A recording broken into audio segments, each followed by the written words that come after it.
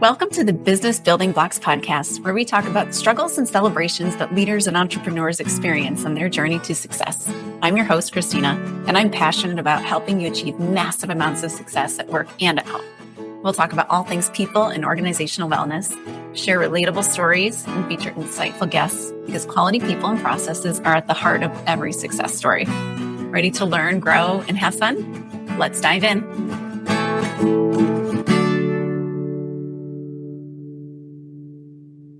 Hello, and welcome to the Business Building Blocks podcast. I'm your host, Kristina Schmitt. So as you know, if you've been around hanging about my podcast for a while, I talk almost obsessively about the working genius. But I have mentioned a few times something called the motivation code. So I wanted to bring on a wonderful guest to help explain that better and really give you a better feeling for how you can use this and incorporate this as well into understanding more about yourself, getting more impact from yourself, and getting more impact out of your team. I'd like to welcome as a guest to the podcast today, Laura Roland. Welcome, Laura. Thanks, Kristina. This has been a long time coming, so it really is. I'm very, very excited to be able to be here today and have this conversation with you. Me too. So Laura is a certified Catholic motivation coach. So I'm going to let you explain what that is for us. Absolutely. So hello, everybody. I am Laura Roland, and I am a certified Catholic motivation code coach, just like Kristina said. And the motivation code assessment is a very unique assessment in that it really gets to the heart of why we do what we do. There are many good, and I use the word holy assessments that give us so much great information about ourselves. The working genius it's one of my favorites because it absolutely helps us understand, our workflow, where we fit in that process. And then the assessment that I use, the motivation code, actually gets to why is that? What is it about tenacity that I love? What is it about that wonderment, that wondering that I'm like, oh my gosh, like this is where I could do this all day, every day. And that's really what the motivation code helps you to determine. It's a very unique assessment in that it starts with our own personal stories of fulfillment. So times in your life where you took an action, and whether you were successful in that action or not is not really the point. It is, did you feel a sense of fulfillment as a result of taking that action? Mm-hmm. And we can trace those patterns back all the way back to early childhood, if we can think that far back to, something that happened yesterday. So when we look at those times in our life where we felt that deep sense of fulfillment, those are the actions we're going to revert to, default to, all day, every day. Those are the things that bring us that, even a sense of joy. The Catholic part comes into play, and I can coach secularly. I can take the Catholic part out, but I prefer to coach through the lens of the Catholic faith, because what I really help people discern is how they're living out their personal vocation. So primary vocation is to love and serve the Lord. Secondary is the state in life in which we do that: married, single, religious, priest, brother, whatever that is. And then in that state of life, it is, what do we do in that state of life to love and serve the Lord? And so having this information about ourselves, why things light us up, why things burn us out, that's really what we get to the crux of the matter, and then help you to use that in that discernment process of, is this job I'm doing a good fit for me? Am I truly showing up as my best self and reflecting Christ back to the world? Because that's what happened when we are fulfilled. So that's it, kind of in a nutshell. There's a lot to unpack about it, but that's really the basis of it. I've been doing this for about 2 years now, and it's based off of my own encounter with the motivation code and some coaching that I had as well, and then just the transformation that happened in my life, and then wanted people to experience it from there. I know. So I know I've had the benefit of going through having some of my motivations coached through with Laura. And I mean, I've just found that understanding a bit more about like the why behind it, like I still love how the working genius is a very simple way to make my work flow better and help my clients flow their work better through their systems. But when we're really trying to understand our teams and understand ourselves, understanding those motivations behind it, my number one motivation is that evoke recognition. And leaning into the geniuses, a lot of people would say, oh, that's galvanizing. And it's like, it's not. Actually, I love to get recognition for my enablement and my discernment And so it leans in and it kind of connects to the geniuses. So I found some great freedom, like freedom from guilt, much like I do in the Working Geniuses, because I thought that evoke recognition was prideful and was a sinful view of my work. Like I wanted people to recognize me. It's like, look at me, look at me. But It's funny, Kristina, because I have so many women, because I work with a lot of high achievers who are high achieving, which is the category I would put you in after knowing you now for a good solid year. We've journeyed together through highs and lows of business life and personal life and all sorts of stuff. And I would definitely put you in that category. And the evoke recognition is really one that women especially struggle with, and for the very reasons that you do. But when we have that language to really understand what it is, and when we come at it from that good and holy desire, which is how the Lord's created you, right? To show up in the world. It's a beautiful motivation. And for you, it manifests as like you're comfortable in the spotlight, and then you turn it to something really amazing that's going to help other people. And that goes with some of your other motivations that we can, talk about it as we go through. But I love how you said, like, kind of got you away from that judgment, right? Because is this prideful? Is this like all about me? And the reality is that it can be all about you, but then you use it as kind of a superpower. I use that word kind of jokingly. I don't really mean like a supernatural power, but it really is how you're wired. And when we are rightly ordered in how the Lord has created us to show up in the world, it's brilliant. And you're using it exactly the way that you're supposed to. And it does definitely tie to like, why do I want to enable people? My enablement, like, well, why am I doing this? And that's why you're evoking recognition for something that you really are passionate about and believe in, which is helping teams thrive and leadership be the best they can be. Yeah. Yeah. It's very powerful. So help us understand just a bit more. How can someone take these motivators and then like, what would they apply them to? What would that look like to put it into their life and to their work? Yeah. Sure. So let's start with work first. So the work that I do with the motivational abilities, as I like to call them, is very complementary to what you do with your team building. You bring people together to help leaders really understand how their teams work best. Like who's on the bench, right? Like who can you suit up when in a project, right? You're not going to bring in a galvanizer at the very beginning of a project, right? To say they're not wondering about anything. They're like, they just want to jump in and do, right? And so the work that I do helps a leader really understand how they're wired motivationally, really coming at it from this lens of even a servant leadership. Like, how can I get the best out of my team? I want my team to thrive. I want my team to feel fulfilled. How do I keep them engaged in the work? So if you understand what really motivates them, and then the flip side is what burns them out, where that disengagement is going to happen, then you can look at your team and say, okay, who is going to be really motivated to finish? Finish is one of the motivations, right? And in your terms, that would be your tenacity. Yeah. Right. So, but there's layers of tenacity. Some people want to finish, and some people want to make a team, and some people want to gain ownership. And those are all very different motivational abilities.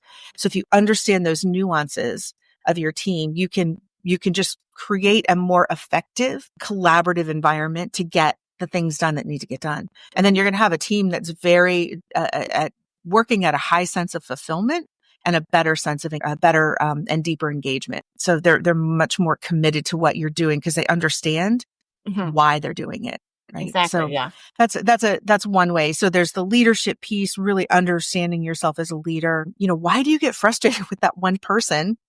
Right? who's doing something very different. Like they're going around and they're all about like, I think there's a better way we could do this. Like, why are we doing it the same way? If you're someone who is established, like you're high on the establishment part, like that's your top motivator. Establish something right from the beginning. All the T's are crossed and the I's are dotted and the boxes are all checked. And you've got somebody on your team that's like, yeah, but we could do this. And what about this? Or what about this? And you're like, you are driving me crazy. Right. But if you had that language to understand, okay, they're really coming at this from a place of maybe they see potential everywhere. So how can I use that? Like, where can I use that in our workflow, in the process, in the company? So there's lots and lots and lots that can be done with that. Yeah. With motivators. Yeah. Just in like talking through that, like it just makes me think of like these misunderstandings, difficult conversations that everybody has. And like it's just literally because sometimes we're motivated differently, or we're thinking about it differently. And it's a lot about how we're wired. And what I always say is that first step when we're having something difficult is to either create empathy or like some kind of an agreement. So if you can create empathy, so understanding those motivators and understanding the de-motivators can help. Maybe the differences between them can really help create that empathy from the get-go. Like, oh, Kristina, you're low on design, so you don't want to create this. Right. You know, so but if the job requires some design, right, then there are ways that you can say, listen, I know that this isn't like your favorite thing to do, so let's create an opportunity for you to work at this. You know, do you need more runway? Do you need more lead up time to get this done? You're going to work at it for shorter periods of time. I understand that about you. And I know this is a difficult thing for you to do, but it's still your responsibility. So let me help you figure out a way forward with this. It just creates that open dialogue for a leader with their team to say, okay, like I don't have to get frustrated with why they're not doing things the way that I want them to do. It's how they're wired to work. And how can I be a good steward of that? Right. It really helps you to see that with your team. Yeah. Yeah. I just love the nuances. So how would a leader be able to engage that with their team? Like how would they learn about it? Like what would that look like? Yeah. So I specialize in small teams. So my engagements are typically, I go in with the leadership. I will work with up to like 4 or 5 of their top people. So they could bring in their administrators, like for Catholic schools, for instance, a principal and their just administrative team.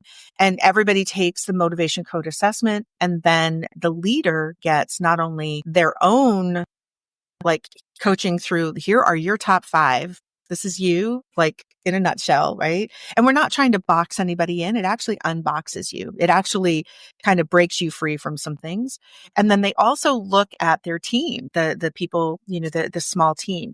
And then we look at the gaps. We actually look at what the work is, what the expectations are, what the mission is. And then we look and say, well, listen, you got 27 people, not 20. I use 27 as my number. So you have 4 people who are all finishers, and you don't have anybody that is like going to identify potential, anybody that's going to systematize. So you really have to look at what the gaps are in motivational abilities. And then you have to sort of figure out, okay, well, where does it make sense then? You know, why do I have so-and-so, you know, on my filing system if they're burnt out from it, and yet this other person loves to systematize? Like, is there a swap that we can make there? So it really gets to the heart of who's doing what work, and it helps you sort of think outside of the lines of the normal definition of job description. So it's not so much like who's a good fit for the job. It's what tasks are a good fit for the people that I have in place. Where you can make those shifts. And so it's just a different way of looking at the workflow. It's a different way of looking at mission achievement. It's a different, you know, if you've got a project, and again, I'm thinking about Catholic schools, that's my background. So like everybody goes through accreditation, and those are actually usually extra projects that have to be done. So if it's outside the scope of a teacher's ability, you know, or their regular job duties, who do you have? Wouldn't it be exciting to think about like who on your team is going to go explore like new programs, and who on your team is really going to like finish writing that 1,000-page document? Like, and if you understood that about your team, wouldn't that sort of keep the workflow going and that kind of thing? So that's just one example of what that could look like. I also do something called partnership mapping. This one's really interesting. So if you work with a business partner, I've actually also done this with husbands and wives. That's fascinating to see that. But, and then there are some husbands and wives who are actually the partners, like in business. And so when we sit down and we look at partners, we look at, again, you see the best of that person. They start to make sense to you. And it's things like, well, I've always known that you are a rule follower. And I've never appreciated that before, but I see now where that is an asset to our work. And so when I'm not following the rules, I'm going to tap into you and say, this is where I need for you to follow the rules and establish this for me. And then when you're done, hand it off to me so I can go run and evoke all the recognition. That's an actual true partner mapping that I did recently. And that had been a sticking point for them because one was such a rule follower and the other one was like, listen, I got to get this out. Like, I got to do all the things. And so they had to come to an agreement about, let me finish first and then you can run with it and I'm good. I'll establish it and off you go. Yeah. So again, it's knowing that language for that other person. Exactly. So something I see in my work a lot is that either certain industries or even people will tend to hire people like them. Now, in a working genius, that does make a bump in the road in terms of getting things implemented because it doesn't flow as smoothly. Is it the same sort of thing in a motivation code? Like if you're lacking certain motivators, is your team needing? Yes. So you want, if you're the leader and you need to hire a chief financial officer, right? And you need to hire a chief information officer and you have to hire a chief marketing manager, right? Mm-hmm. Those three are going to have completely different motivational abilities that you're going to want in that. So like your chief operations officer is going to want to be a key person. They're going to be highly motivated. You're going to want someone highly motivated who can handle the inflow and the outflow of communication. They have their pulse on every single thing that's going on in your business, right? Like they're the daily operations person. So, and if you're not that kind of a person, obviously that's why you're hiring somebody. You want that in that person. There's an old saying, Kristina, and I wonder if you've run across this as well. Like you can learn job skills on the job. Like you can learn systems and you can learn those things.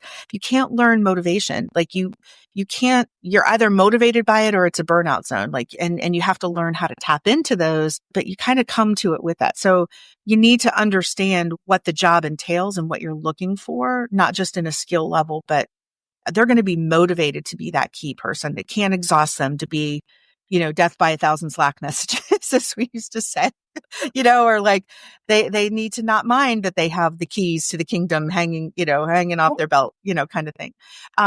If you need a chief financial officer, you're not going to hire somebody that is all about like, well, let's explore this or you need somebody that's going to finish a task that's all about establishing rules. They're all about that, building that firm foundation, that is something that really motivates them, right? So there's different components to those kinds of things. So you need different people on your team. You have to have somebody that doesn't really operate like you do if you want to run that effectively.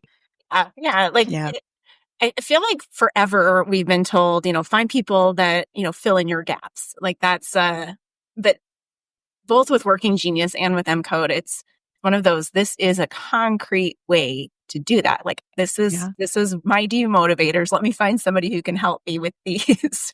Exactly. Yeah. So now would you recommend people somehow try to implement this into their hiring process, or what would that look like? Yeah, it's really exciting work. I've actually worked with some companies who had me rewrite their job descriptions and included a motivational ability. Like we are looking for someone who is highly motivated to. So they gave me what the actual tasks were. Mm-hmm. And then I worked it up in terms of like, these are motivational abilities. So if you are highly motivated to X, Y, and Z, you would be a good fit for this job. And then conversely, if this burns you out, or if this is not something that you would engage with, this is not the right job for you. I actually had somebody put that on their job description. I was like, oh, no, we never go to the negative. And she's like, oh, no, we're putting this on, we're putting this on there. And so it actually helped them kind of self-select out. Like people would look at this and they're like, oh yeah, I don't want to be on call 24 hours a day. Right. But then there are people that are like, oh yeah, I don't mind that at all. Like that would be great. I want to be included. So you can look at it, often say, especially when people leave a job, or you have to let someone go. I often say, it's not that they weren't a good fit for the job. It's that the job wasn't a good fit for them. It's putting the person first. Yeah. Right. And so, and that takes that shame, that takes that judgment out of it. It takes that like, there were just things about the work that I just didn't enjoy and couldn't overcome the disengagement and the burnout. And that's been the story that I've had a couple of jobs like that for myself. And I had to really understand that through that lens of motivation. I had the skill set. I even had strengths, if we wanted to throw strengths finders in the mix there, but it was motivationally, it wasn't a good fit. And I just couldn't overcome that. Yeah. So, I've had the So same. does that give you a little bit of an idea about like a way that could help in a hiring process? Even questions, asking them in an interview, tell me what motivates you. Would this be something that motivates you? Do you even know what motivates you? I feel like people don't, though. Like if you'd have asked me 10 years ago, what motivates you? I'd be like, I don't know. Getting excited, I have no idea, because we don't know ourselves. Right. It's a personal growth thing. So I think, people will say, oh, I'm motivated to make a lot of money. And that's great. You can make a lot of money, but why? Mm-hmm. I might be motivated to make money because I then want to turn it around and make an impact in my local community by donating it. Mm-hmm. Other people might want to make money because they want to establish a financial future for their family. Mm-hmm. Two completely different motivators, but it's the tangible money is what they think they're chasing. And really it's the bigger picture of, or maybe actually it's more a granular picture if we think about it. Like it's when we really drill down as to, what purpose does that money serve? Yeah. And so I think in the hiring process, if you want that for your people to say like, well, what really does motivate you? And how can I use that language to help you? Right. I work with a business coach, and when I get stuck, I've given her permission I've coached her on how to coach me when I get stuck using my motivational language. And she's brilliant. You've seen her do it. Like she's brilliant at it. And I almost want to get mad. Like, don't throw that back in my face. And I'm like, oh, no. It's really true. Like now I understand it through a different lens. Mm-hmm. And so she wants the best for me at that point. And so it's a really great way to grow your team. Yeah, exactly. For sure. So we've mentioned a couple of other, like we mentioned StrengthsFinder. There's also the Myers-Briggs. So like taking in all of the assessments about, like how does Motivation Code fit in there? Like where would you place that? How would you relate it? What are your there? So I love learning about myself. Like I can never learn. Like I was the kid when the little like weekly digest thing in the newspaper I don't know if you have that and where you are, but there was like this little parade magazine and there was always some sort of like, take this personality test. And I was like, okay, what am I? What kind of lip gloss should I always wear? I don't know, whatever it is. The 17 magazine, right? Yeah, right. All those. So there's just that some people are just like super wired to want to learn about themselves. And so I've taken almost every assessment that I can that's out there, just to kind of get some information about myself. And I always felt a little like, oh, that's interesting, but it's sort of, this is my take on it. So I'm not projecting this on anybody else. This was just my experience, but I felt boxed in. I felt like it was just sort of like, I'm one with like 5 other people, right? Because I only have 5 choices. Like I'm only this or that. I can only do this or I can only do that. And it wasn't until I took the Motivation Code assessment that I felt like it was sort of the missing piece. It was the why. I wanted to know why I did the things that I did, or why things that everybody else seemed to really enjoy. I'm like, I don't want any part of that. Like that's not fulfilling to me. But I knew these things about myself. Maybe instinctively, I just didn't have the language around it. And so that's what I feel like Motivation Code gives us, is that language to say, why am I a galvanizer? Why is it so exciting to me to be, if you're using the StrengthsFinder, like, why am I a connector? Like my number 1 in StrengthsFinder is connector, which is hilarious because collaborate for me is pretty low on the list for me as a motivator. Yeah. So I had to really kind of unpack that. So I'm a connector. Why am I a connector? Well, I'm a connector because ultimately I want to meet the needs of people, which is my number 1 motivator. Right. Okay. You might be a connector at the top too, but it's yours is probably 5. Yeah. Yeah. So your connection piece is driven by, you want to evoke recognition of other people. And you do that by bringing people together or connecting, one thing with the other to make an impact. Right. So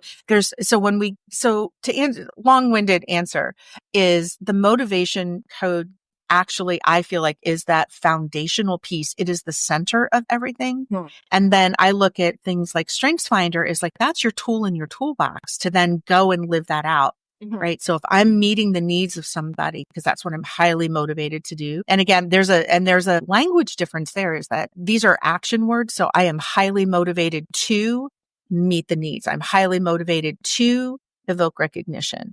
Right. So they're action oriented. They're about doing. So you're taking an action. Mhm. The StrengthsFinder is more like, okay, what tool do I have in my toolbox? What am I really strong at doing? What do I like to do that I can then make this happen? Right. So then that's a layer that gets added. You're sort of like, oh, what's over here that I can bring with me to implement this and make this happen?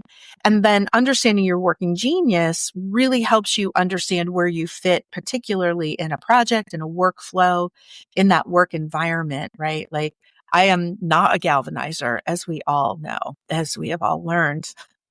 And that's because those are all of my low zones for me. My burnout zone for me is all about that galvanizing. I am high on the potentiality of things, right? And I'm very other focused. And so that kind of comes into play, in a different way. But it took me a long time to understand that about myself. And so when you've got language of other assessments, you can sort of say, oh, that makes sense why I'm not tenacious. Because I'm not motivated to finish. Let me just put my head on a swivel and I identify potential things all day long. Yes. I used to drive my former business partner crazy with that. She's high on finish. Oh my God. Right. She would be high on that tenacity to like, right. I'm using that correctly, right? Like, let's get this done. Like, let's go. And I'm like, yeah, but could we just like tweak this one? No, we're done. Like, we're done. Cut off, you're done. Exactly. So it gives you that. I really believe it's that inner self. It's really how you're wired. It is really true to how you've been created to show up in the world. Mm-hmm. Mm-hmm. So really, I always say with all of them, nothing gives you a complete picture. They're all glimpses into something. They can all be put together to create a decent picture, but we'll never get a complete picture of ourselves. No. We're very complex beings. So yes, yeah. But I love grabbing onto the doing part. And that's what I like about Working Genius as well. It's something about the work. So it's applicable.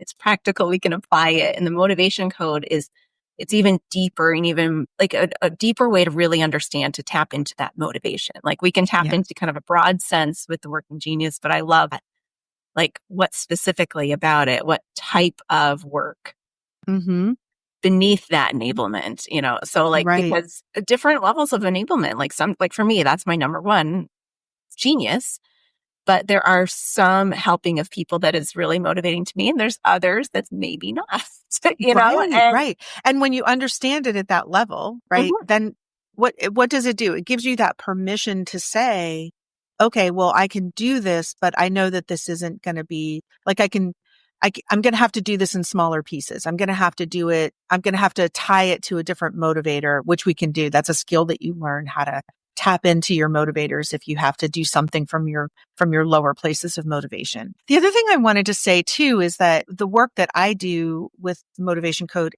isn't just for like in the workspace. And I know that's your wheelhouse and that's your expertise. But I've worked with a lot of like stay-at-home moms who are trying to figure out like, why can I not get that basket of laundry folded? And yet I will take the kids all day, every day to go do X, Y, and Z. Right. And so it helps people in all states and seasons of life to kind of help you figure out if you're transitioning from one job to another, if you're discerning, your next step, even for do I want to get involved in my parish or do I want to, not get involved, like all of those things. So it really does help in all areas of life.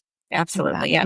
We're still the same person, whether we're at work or home. So true. It's so true. It's so incredibly true. Yes. We don't change. As much as we want. No, we do. No. We used to, there was a time where, your persona at work and your persona at home were supposed to be two completely different things. And that those lines got blurred pretty quickly. And now it's like, you have to show up as your whole self, in both places. So Yeah. And this helps you understand that. Helps us show up better, authentically, Right. really motivate us and our teams. Yeah. And ultimately, it's about living out your purpose with a sense of true fulfillment and joy, right? It's loving, it's, you love what you do again, right? There's a line in the book from Dr. Joshua Miller, whose life, his grandfather's work and his life work has then been this motivation code. And it's all about like getting back to really loving what you do again, falling in love with that work, falling in love with that process or whatever it is so that you can be joyful.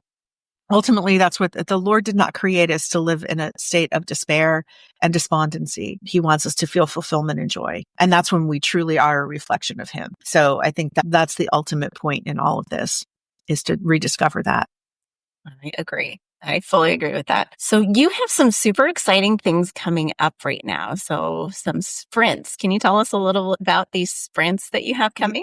I do. 3 areas that I work with people are on purposeful productivity, which is more task management than time management. I work with people on procrastination, which is a real fun topic. Everybody's like, oh, I get things really done. I'm better last minute.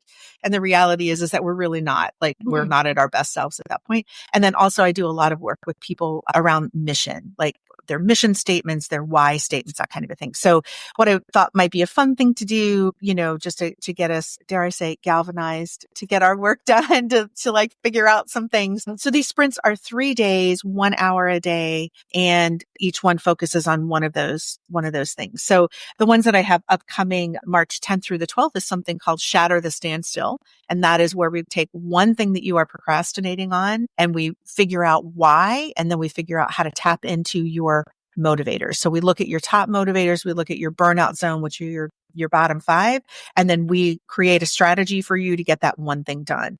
And then the idea is that you replicate that the next time you feel like you're stuck, like you just can't muster the energy.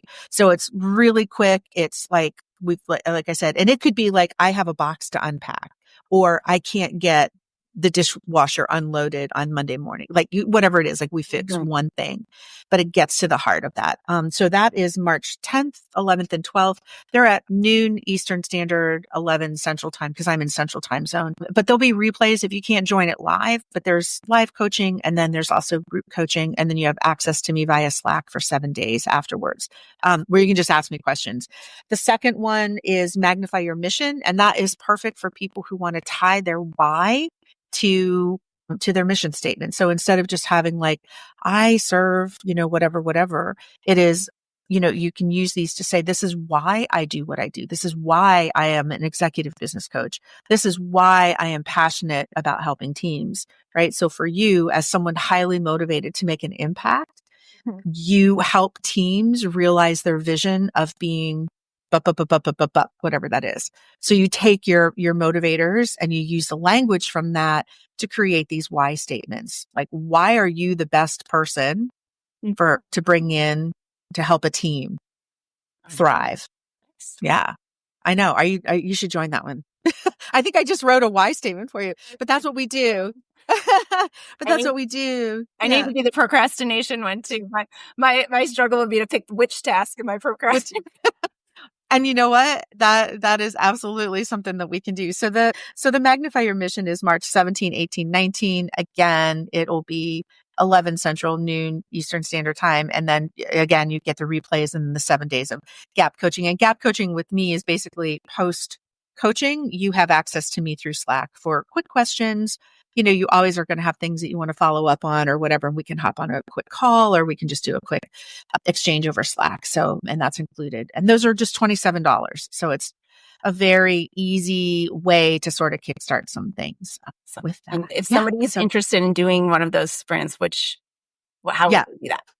So they want to go to my website, which is laurarolandcoaching.com. And then there'll be a banner at the top that will have the information that you can link to it, or a pop-up banner where you can find that. And then I have other coaching that's available as well. But those are the 2 things that are new and exciting through March to get us going. Awesome. I'm so Yeah. excited. Thank So you for that. You're such a good steward. You really are. You're always okay. So, folks watching, literally, you just saw in action our dear friend Kristina evoke recognition. That's literally what you just did. and I feel so Literally, that fulfilled. is you. Do you feel fulfilled? That's it. Like your whole face lit up. You were like, oh my gosh, like let's do this. Like let's put Yep. someone else forward. It's your podcast, but then you pivoted to say, here's a great offer. It's beautiful, right? Like just to see you in action. I know. And you do it. See, if when we know, like we don't even realize we're doing it. And so that's when it's just beautiful. It's just your whole face lights up. It's so fun. Awesome. Laura, thank you so much for coming on the podcast today. I'm so happy we finally got to do this. We've been talking about it probably since August last year. I think so. Yeah. We were on a retreat together and we were like, this would be a really great conversation. So Thank you for the generosity, Kristina, for your platform and for just a beautiful conversation. You're always a delight to work with. And I'm just so excited to have this time together. Well, thank you so much. And to the listeners, get in touch with Laura. She's an amazing coach. I love just the way she's got the ability to just hold space for everyone and then bring in your motivators and demotivators to help you understand how to get the best from what you're doing. Thank you, Laura. Thank you to the listeners. If you enjoyed the episode today, please share it with a friend, like it, subscribe, make a comment on the YouTube video, and leave a review because that helps the algorithm. It helps people get to know who we are, what we're doing, and how we can bring light into this world. So thank you so much. And we will see you on the next episode of the Business Building Blocks podcast. Thanks for tuning in to the Business Building Blocks podcast. If you enjoyed this episode, make sure to subscribe so you don't miss what's next. If you found value in our conversation, please leave a quick review, like, or share. It helps us reach more amazing listeners like you. For more resources and insights, visit KristinaSchmitt.ca, where you can find tools and support to empower your leadership journey. Thanks again for listening, and we'll see you in the next episode.